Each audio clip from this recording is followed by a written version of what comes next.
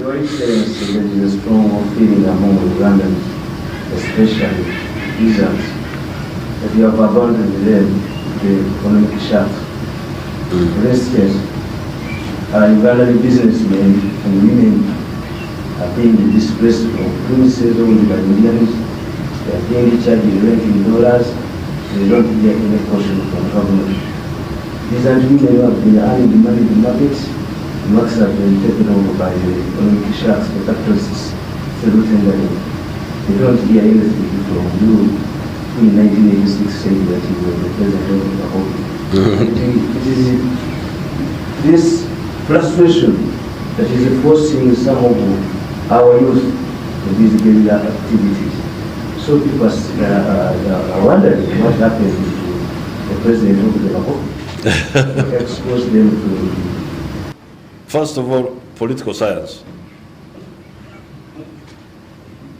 Tamale Mirundi is calling urban traders peasants. These are not peasants. Let's first of all settle that. These are not peasants. These are traders. You can call them traders, you can call them urban low income traders, but they are not peasants. Peasants are not traders. Peasants are the ones who depend on growing crops or raising animals. These are the peasants. That's number one. Number two, I need to study I have some study, but it's not complete. What I know is that during the decline of the economy in the 1970s under Amin and Obote, one of the adverse effects was the informalization of the economy. The economy became completely informal. The formal sectors broke down. They were replaced by the informal sectors. You know, the cutway fabrications, you know, this, because the imports were not there.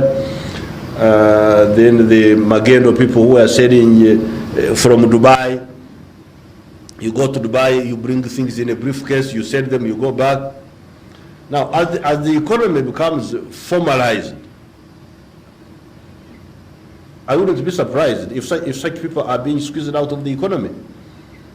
But this is good for the economy, it's not bad for the economy. Not necessarily bad, unless you show me how bad it is. And maybe I will invite you and we'll talk about it.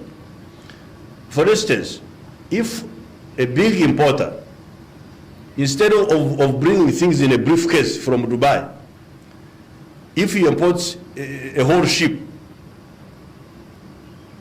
things would be much cheaper. He will be able to sell more cheaply than this one who is going to Dubai, you know, bring things in a briefcase and then go back. You must understand that. This is not bad for the economy. Because this fellow will import a whole container. Or, I don't know how they do it, but what I know is the principle. Importing in small quantities as opposed to importing on a big scale. Now, you think that is bad for the economy? You'll have to come and show me how bad it is. Then you come to the rents. The rents, because what you are talking about is a very dangerous principle.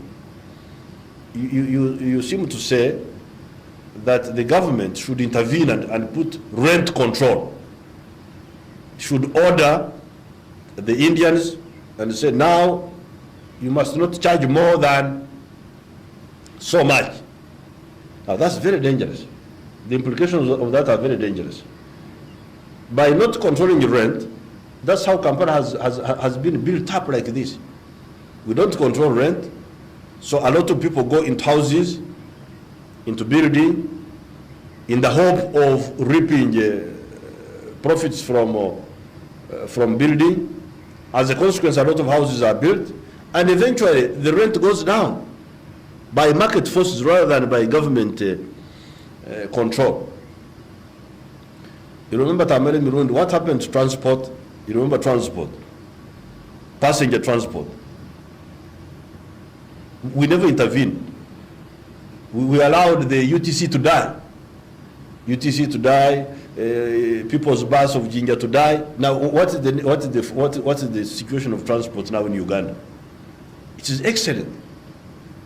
How about cargo transport, the lorries? You remember 1986? Ooh, transport was very, very difficult. But what is the situation now? When you have a lorry, you may park it at the car park and you don't have anybody to hire it. Is that not the situation now? Eh? There are so many lorries now, there are no people to hire them. Is that not true? It's true, but the premise is that the business premises are different. Okay, you will tell me about the business premises. That one I have not studied, so I cannot answer it. But in principle, the liberalization, I have given you the example of passenger transport. You all agree that liberalization helped all of us. Number one. Number two, on the question of cargo transport, by road transport, liberalization helped tremendously. So now about the premises, I have not studied, and I'm ready to study that. But in principle, liberalization is a very good answer.